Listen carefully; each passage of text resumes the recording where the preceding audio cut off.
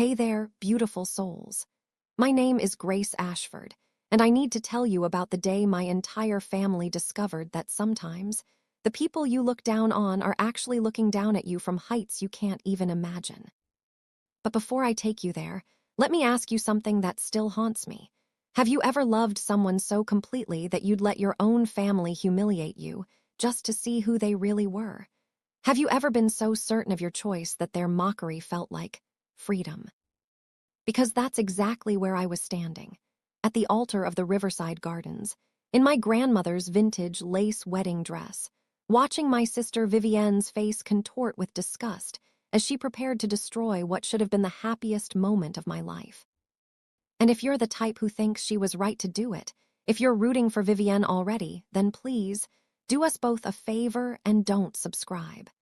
This story isn't for people who measure worth by bank accounts and job titles. Now, where are you watching this from? And what time is it in your corner of the world? Drop it in the comments because I want to know who's here with me, reliving the day everything changed. Let me take you back 6 months before that wedding day, to the moment I met Elijah Torres. I was working late at the Hartwell Foundation, a nonprofit dedicated to educational access for underprivileged communities. It was past 9 p.m., and I'd been buried in grant applications for hours when my stomach reminded me I'd skipped lunch and dinner. The small cafe across the street was my salvation. They stayed open late for people like me who forgot that humans needed food. That's where I saw him. Elijah was clearing tables, his movements efficient and graceful despite the late hour. What caught my attention wasn't his height or his warm brown eyes. It was the book tucked into his apron pocket. I couldn't see the title, but I recognized the worn spine of something well-loved and frequently read. "We're about to close, but I can get you something quick if you're hungry," he said, and his voice was like warm honey with just a hint of exhaustion underneath. "I don't want to keep you," I replied, already turning to leave. "Stay," he smiled, and it transformed his entire face. "Anyone working this late deserves decent food. I'm Elijah, by the way." That night, he made me the best grilled cheese sandwich I'd ever tasted, with sharp cheddar, caramelized onions, and fresh tomato on sourdough bread. We talked while he cleaned up, about books and dreams and the strange beauty of empty city streets at night. I didn't know then that he owned the cafe. That he owned 3 cafes, actually, each one designed to employ and train young people from disadvantaged backgrounds, giving them skills and confidence for better futures. I didn't know he had a master's degree in social entrepreneurship from Columbia, or that he'd turned down multiple corporate positions to build something meaningful. All I knew was that, when he asked if he could see me again, I said yes without hesitation. My family's reaction was predictable. Vivienne, my older sister by 3 years, had always been the golden child. She'd married Thornton Blackwell III, a hedge fund manager whose family name opened doors across Manhattan's elite circles. They lived in a penthouse overlooking Central Park, attended galas, where champagne cost more than most people's monthly rent, and Vivienne had perfected the art of looking down on everyone, especially me. "You're dating a waiter," she'd shrieked when I first told her about Elijah at our mother's birthday dinner. "Grace, have you completely lost your mind?" My mother, Patricia Ashford, had pressed her fingers to her temples like I'd given her an instant migraine. "Darling, I'm sure he's a lovely young man, but you have to think about your future, your position. What will people say?" "I don't care what people say," I'd replied calmly. "I care that he makes me laugh, that he's kind to everyone he meets, that when he talks about his work, his eyes light up like he's discussing the most important thing in the world." "His work," Vivienne had sneered, practically spitting the word.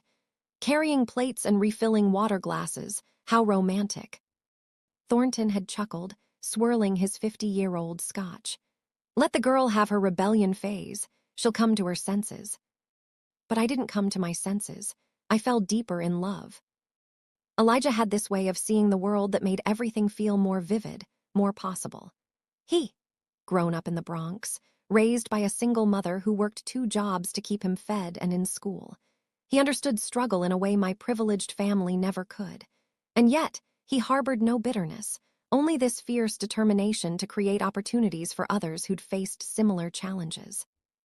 When he proposed 6 months into our relationship, in that same cafe where we'd met, with a ring he'd designed himself, I didn't hesitate.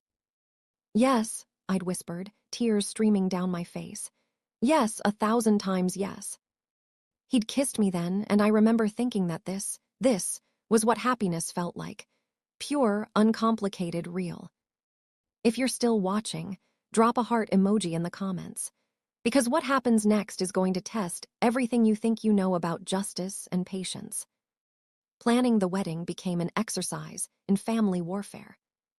Vivienne inserted herself into every decision, constantly suggesting improvements that would make the event less embarrassing for the family. She wanted us to have the reception at the Blackwell estate, with their preferred caterers and their approved guest list. "Absolutely not," I'd told her firmly. "This is our wedding, not a Blackwell family publicity event." "Fine," she'd snapped. "Have your quaint little ceremony. But don't expect Thornton and me to pretend we're impressed when you're serving supermarket champagne and dollar store decorations." The truth was, Elijah and I had planned something beautiful but modest. Riverside Gardens was a small venue overlooking the Hudson River, intimate and perfect for our 100-person guest list. We hired a string quartet, arranged for seasonal flowers, and yes, Elijah had insisted his cafe staff cater the reception, not because we couldn't afford alternatives, but because he wanted to showcase their talents. My mother had wrung her hands. "If you must go through with this, at least let us help financially. It's embarrassing for an Ashford daughter to have such a limited celebration." "We're fine, Mom," I'd assured her. "Everything is taken care of." What I didn't tell her was that Elijah had quietly insisted on covering most expenses himself. "I've got it," he'd said when I tried to contribute more. "Let me do this for us." I'd assumed he'd been saving carefully, maybe taking on extra shifts. The thought of him working harder to give me a beautiful wedding day made me love him even more. Vivienne, meanwhile, had launched a campaign to convince me to call off the engagement entirely. "It's not too late," she'd said during our final dress fitting, her reflection in the mirror beside mine a study in condescension. "You could still find someone suitable, someone with prospects, someone who could actually provide for you." "Elijah provides everything I need," I'd replied, adjusting the lace sleeves of my grandmother's dress. "Oh, Grace," she sighed dramatically. "You're so naive. Love doesn't pay the bills.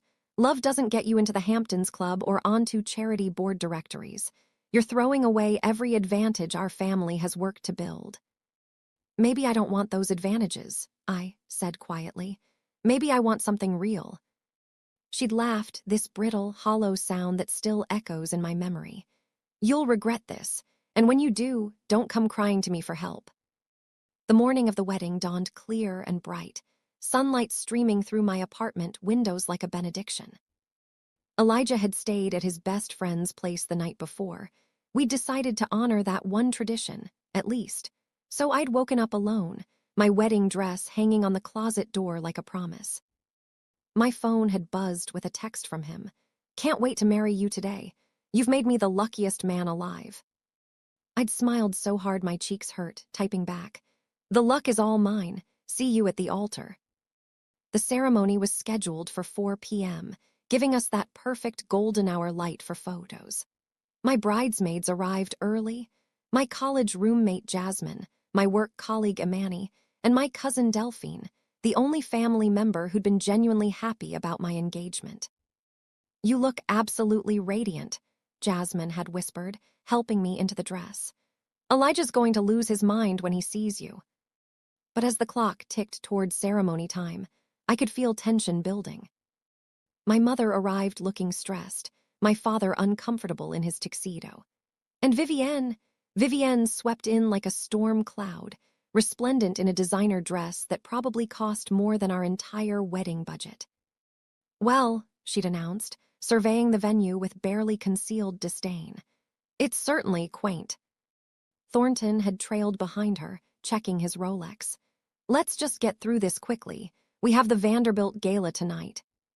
The ceremony began right on time.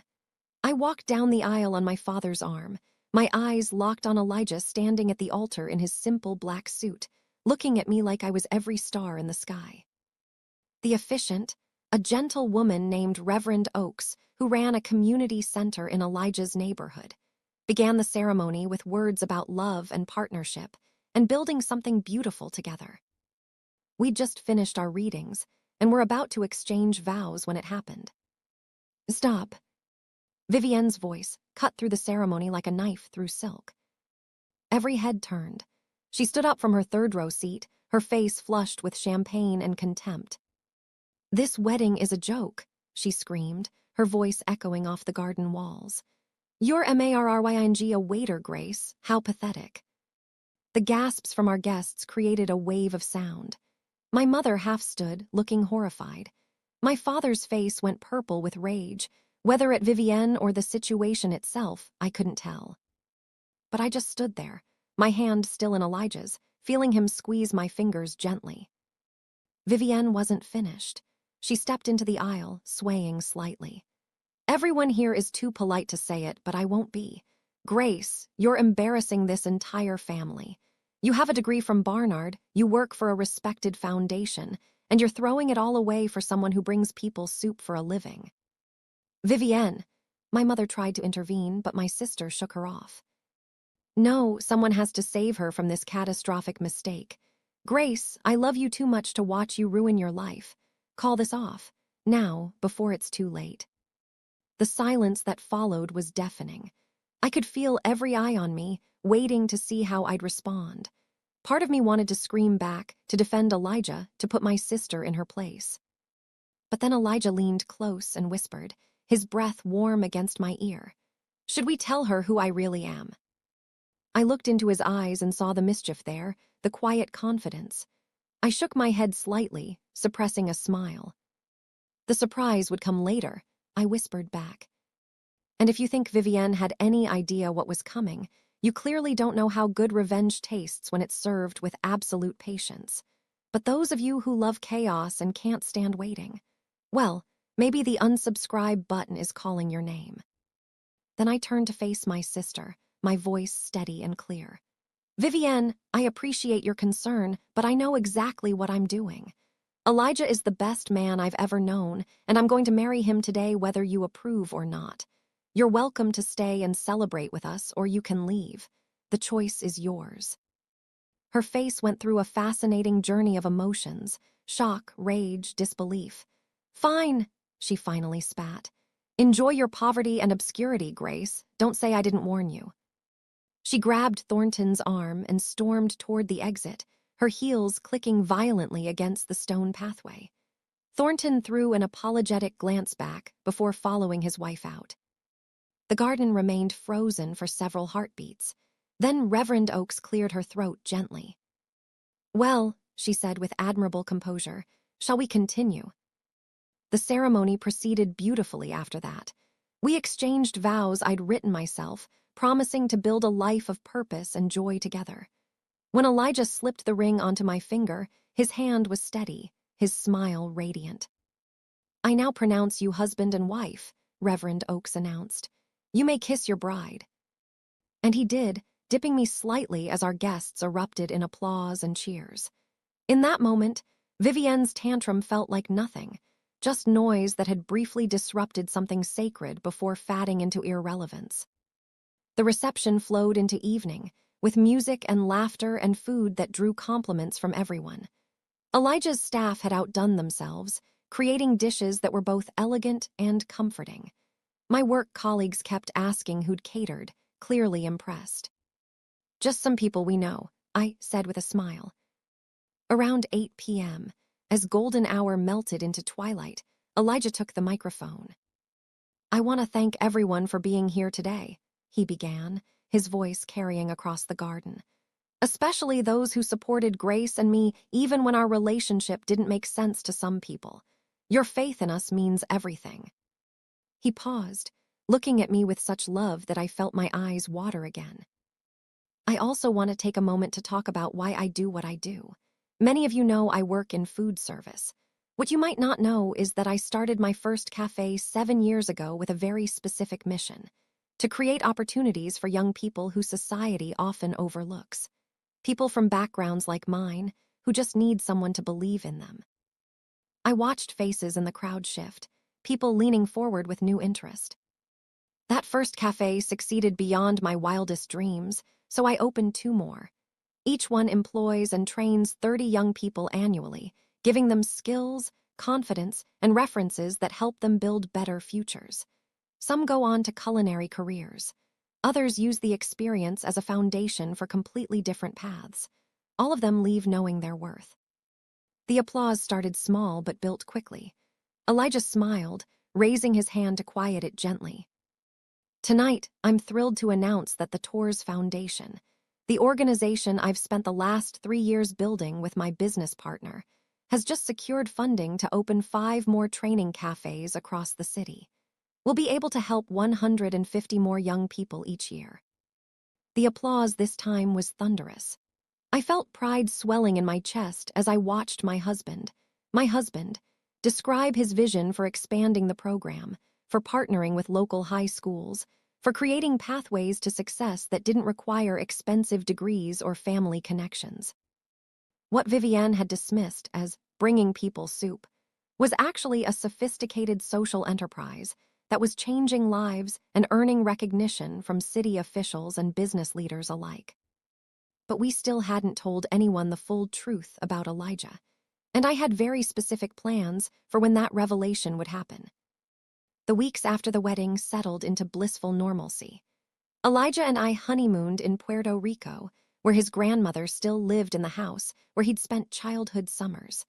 We ate fresh fruit and swam in warm water and made love with the windows open to the tropical breeze.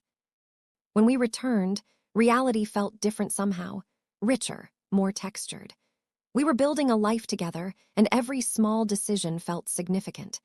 We found an apartment in Brooklyn with good light and creaky floors that we fell in love with immediately. We adopted a cat from a local shelter and named her Esperanza. Vivienne, predictably, had been radio silent since the wedding. Mom had called to apologize for her behavior, though the apology felt more about social propriety than genuine remorse. "Your sister was very emotional that day," she'd said carefully. "You know how passionate she can be." "Passionate," I'd repeated flatly. "That's one word for it." "Well, what's done is done. Perhaps now we can all move forward." But I wasn't quite ready to move forward. Not yet. 3 months after the wedding, I received an invitation to the Ashford Foundation annual gala, a black tie event my family hosted each year to raise money for various cultural institutions. Vivienne sat on the planning committee and had always treated the gala as her personal showcase. The invitation was addressed to Grace and guest, a small insult since the committee clearly knew I was married. They simply couldn't bring themselves to acknowledge Elijah by name. "We don't have to go," Elijah said when I showed him the elegant cardstock. "I know your family is exactly my biggest fan club." "Oh, we're definitely going," I replied with a smile. "Trust me on this." He studied my face, that perceptive gaze missing nothing. "You're planning something." "Maybe." "Grace, just trust me and wear your best tuxedo, the one you wore to that Columbia fundraiser last year." His eyebrows rose. "That fundraiser." "That exact one." Understanding dawned in his eyes, followed by a grin. "You're absolutely diabolical. I love it." The night of the gala arrived crisp and clear, autumn at its most beautiful. The event was being held at the Ashford Foundation's headquarters, a restored Gilded Age mansion on the Upper East Side that my great-grandfather had purchased in the 1920s. I wore a midnight blue silk gown that Elijah had surprised me with, claiming it was an early anniversary present, even though we'd only been married 3 months. The dress fit like it had been designed specifically for my body, which I later discovered it had been. He'd commissioned it from a designer whose daughter had completed his cafe training program. Elijah looked devastating in his tuxedo, and as our car pulled up to the mansion entrance, I saw heads turn to track our arrival. The first person we encountered was Thornton, stationed near the door with a champagne flute and a bored expression that shifted to mild surprise when he recognized us. "Grace," he acknowledged with a nod. "Elijah, I didn't expect to see you here." "Wouldn't miss it," I replied smoothly. "How, Vivienne?" Stressed about the silent auction. Apparently there was some mix-up with the catalog. He lowered his voice conspiratorially. "Between you and me, I think she's been driving the staff insane." We moved into the main ballroom, which had been transformed into an elegant wonderland of flowers and candlelight. The crowd was exactly what I'd expected. Manhattan's wealthy elite, dressed in designer labels and inherited jewels, air-kissing and networking with practiced ease. My mother spotted us almost immediately, her expression flickering between pleasure at seeing me and discomfort at seeing Elijah. She made her way over, already launching into hostess mode. "Grace, darling, you look beautiful. Elijah, how nice that you could join us." The subtext was clear. I'm being polite because I must, not because I want to. "Thank you for having us, Mrs. Ashford," Elijah replied with perfect courtesy. Before Mom could respond, a voice boomed across the room. "Tors, is that you?" We turned to see Nathaniel Sterling, CEO of Sterling Global Investments, making his way toward us with a delighted expression. He was a titan of New York finance, notoriously selective about his social circles. He grabbed Elijah's hand in an enthusiastic shake. "What a fantastic surprise. I had no idea you'd be here. Margaret," he called to his wife. "Come meet the young man I've been telling you about." My mother's face had gone blank with confusion as Margaret Sterling joined us, equally warm in her greeting. "Mr. Tors," she gushed, "Nathaniel won't stop talking about your foundation's work. We were so impressed by your presentation to the Sterling Philanthropic Trust." "The pleasure was all mine," Elijah replied. "And please call me Elijah. This is my wife, Grace." "Your wife?" Margaret's eyes lit up. "Oh, how wonderful. You must tell me everything about how you met." As Elijah launched into our story, carefully edited to avoid mentioning my family's reaction, I watched my mother's face journey through a landscape of confusion and dawning horror. The Sterlings were treating Elijah like an equal. No, like someone they admired. This wasn't how things were supposed to work.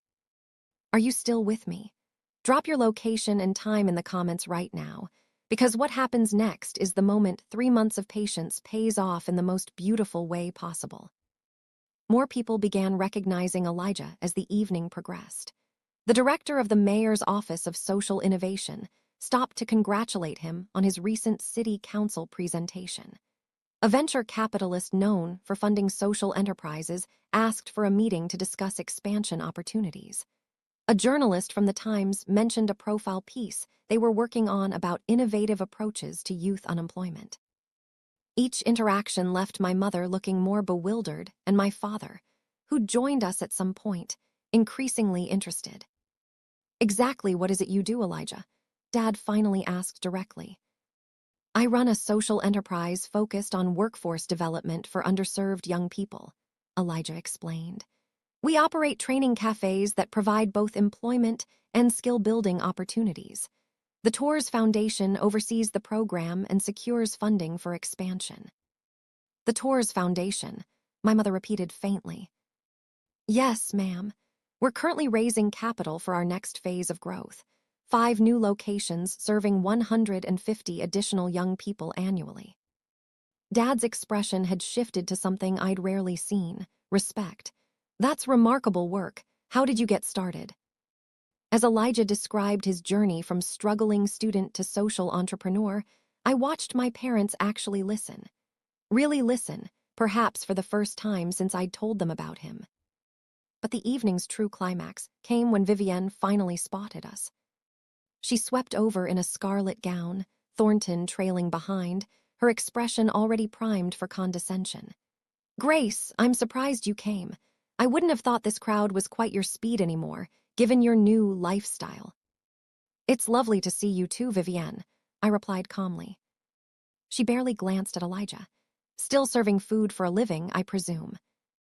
"Actually," a new voice interjected, "Mr. Tors is one of our featured speakers tonight."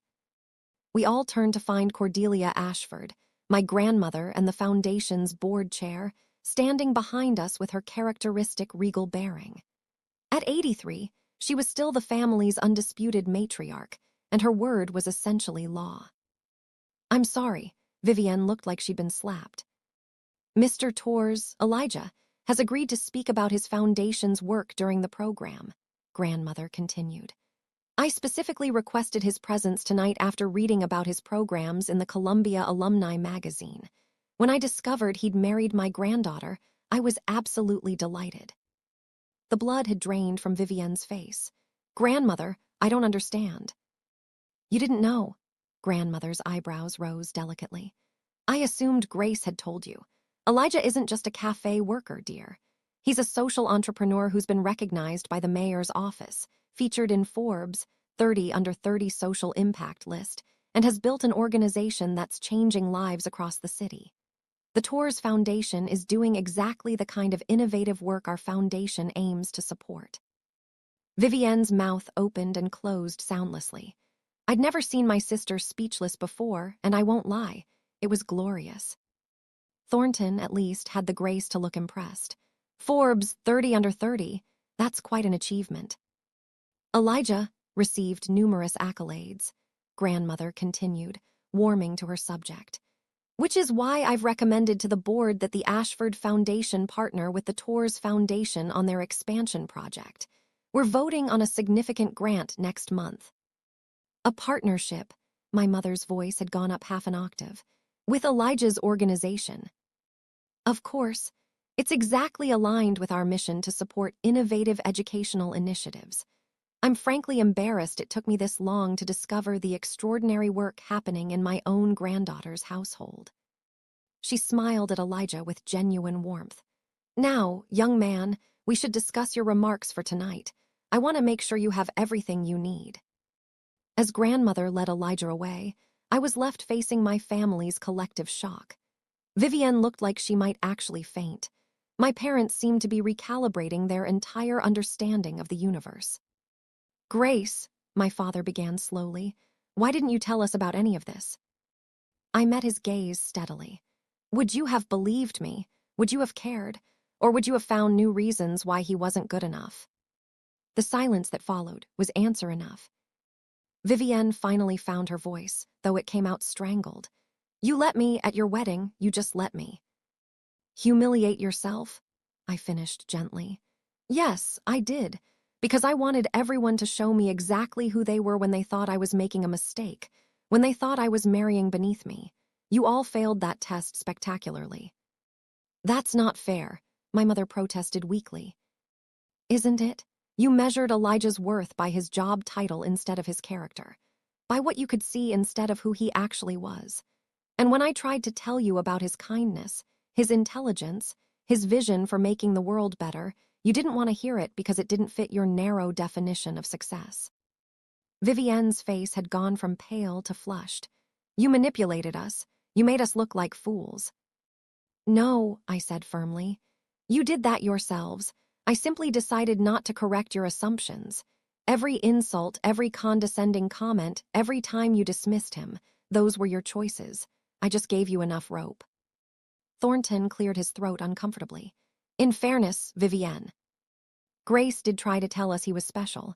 We just didn't listen." "Shut up, Thornton," Vivienne hissed. Then to me, "I was trying to protect you. Can't you see that?" "Protect me from what? From happiness. From a man who treats me as an equal partner. From building something meaningful together." I shook my head. "The only thing you were protecting was your own sense of superiority."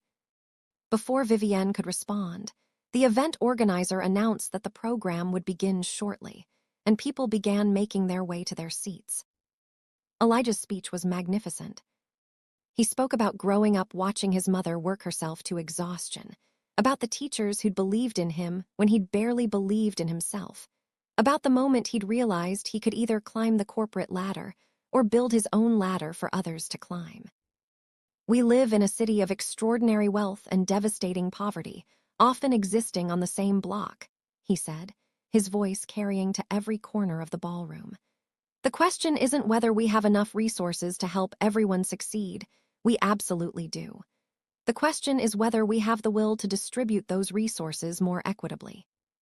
He described the young people his cafes had trained, like Destiny, who'd gone from homeless teen to sous chef at a Michelin-starred restaurant. Like Marcus, who'd used his cafe earnings to fund community college and was now studying engineering. Like Amara, who discovered a passion for business management and now helped run one of the cafe locations. These young people didn't need charity, Elijah emphasized. They needed opportunity. They needed someone to invest in their potential. And when we did, they proved what I've always known, that talent and drive exist everywhere, but access to opportunity does not. The audience was rapt. I saw people wiping their eyes, others leaning forward in their seats, captured by his vision. When he finished, the applause was thunderous and sustained. People stood, not the polite society standing ovation, but genuine, moved appreciation for something that mattered. Grandmother beamed as she announced the foundation's intent to partner with the Tours Foundation, pending board approval. Though I have no doubt the vote will be unanimous, she added with a meaningful look at the board members present. The rest of the evening passed in a blur of congratulations and networking. People who'd likely never even noticed Elijah before were now competing for his attention, offering connections and resources and support. Vivienne and Thornton had slipped out early, which was probably wise. My parents remained, navigating their newfound reality with varying degrees of grace. I owe you an apology, my father said quietly as the event wound down. Both of you, I let prejudice cloud my judgment. We all did, my mother added, though her voice was strained. I'm sorry, Grace, truly. I wanted to hold on to my anger, to make them suffer a little longer. But I also knew that grudges were heavy things to carry. Thank you, I said simply. That means something. For what it's worth, Dad continued, I can see why you love him. He's exceptional. He was exceptional before tonight, I pointed out. He was exceptional when he was clearing tables at his cafe.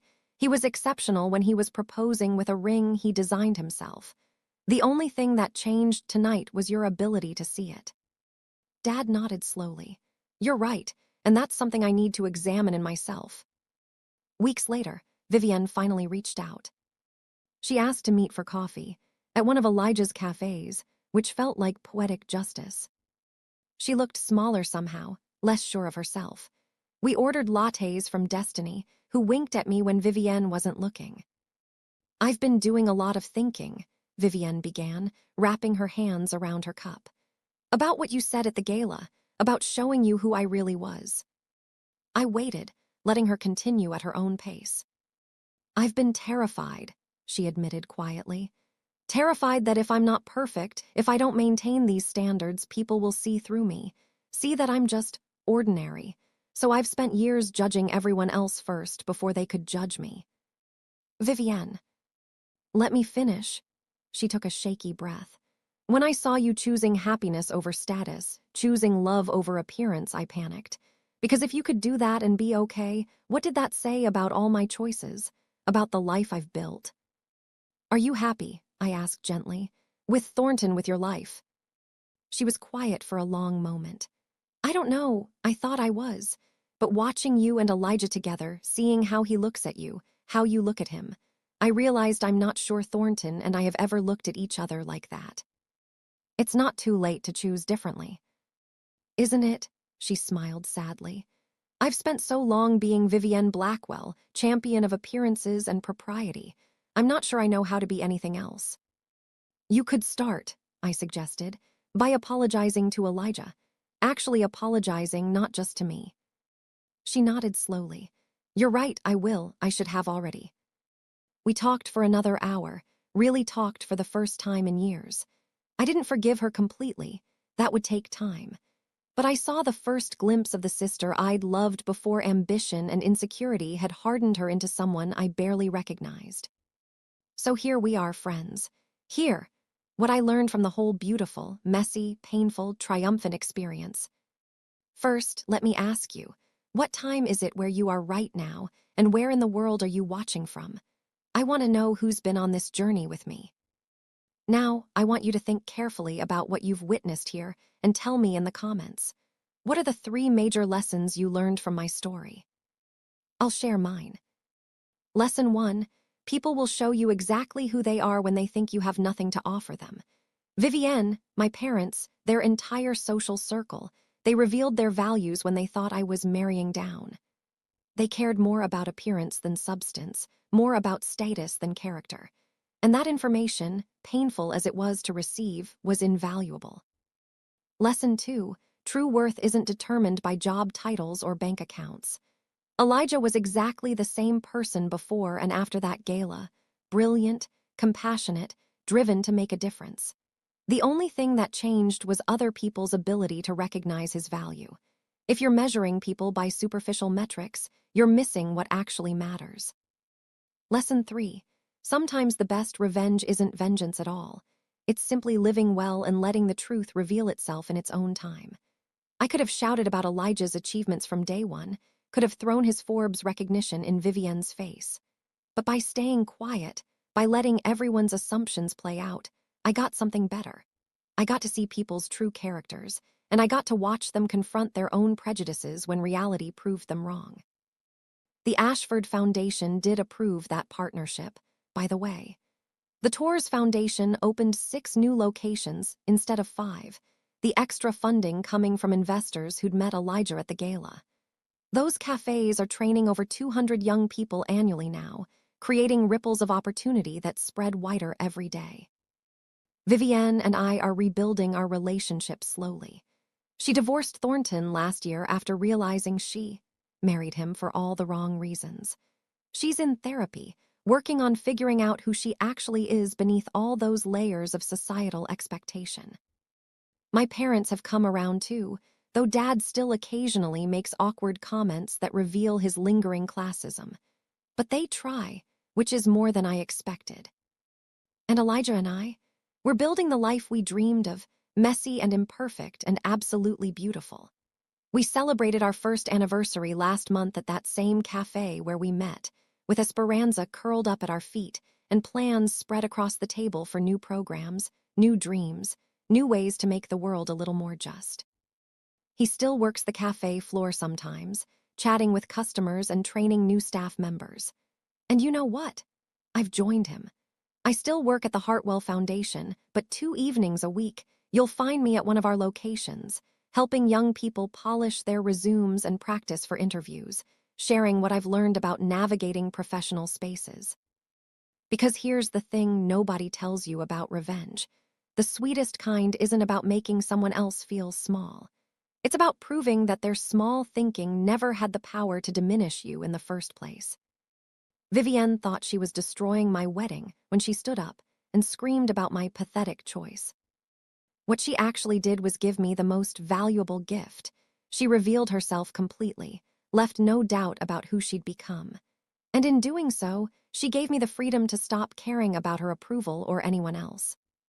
Every time someone asks how Elijah and I met, I tell them the whole truth now. About the late-night grilled cheese sandwich, about my family's horror, about Vivienne's meltdown at our wedding. And then I tell them about the gala, about watching my sister's face as she realized she'd been catastrophically wrong. Some people are horrified that I let Vivienne humiliate herself. They think I should have corrected her assumptions immediately, saved her from embarrassment. But you know what? She made her choices. She chose cruelty over curiosity. She chose judgment over understanding. She chose to value a person based on their perceived social status rather than their character. I simply allowed the natural consequences of those choices to unfold. And if you've made it this far with me, if you've stuck around to hear this whole story, then you're my people. You understand that real victory isn't about putting others down. It's about standing so firmly in your truth that their doubts can't shake you. Last week, grandmother pulled me aside at a family dinner. "You know," she said, her eyes twinkling with mischief, "I knew about Elijah's work before the gala. I'd done my research the moment you announced your engagement." "You knew," I stared at her. "Why didn't you say anything?" "Because I wanted to see what your parents and sister would do when they thought you were making a mistake. I wanted to see if they'd support you anyway, trust your judgment, look deeper than surface appearances. She squeezed my hand. I'm disappointed in how they behaved, but I'm so proud of how you handled it. You didn't need me to rescue you or validate your choice. You were secure enough to let everyone reveal themselves. You're diabolical, grandmother. I prefer strategically patient, she smiled. It's a family trait, though I think you've perfected it better than I ever did. Sometimes I wonder what would have happened if I'd told everyone the truth about Elijah from the start. If I'd led with his Forbes recognition, his Columbia degree, his foundation's success. Would Vivienne have welcomed him warmly? Would my parents have embraced our relationship? Probably. But I also would never have known that their acceptance was conditional. I would have spent years wondering if they loved me for who I was or for how well I performed the role they'd assigned me. I would have built a relationship with my family on a foundation of sand, never knowing when it might wash away. This way, I know exactly where things stand. I know my grandmother sees and values the real me. I know my parents are trying to grow beyond their prejudices, even if it's uncomfortable. I know Vivienne is confronting the emptiness at the heart of the life she'd built.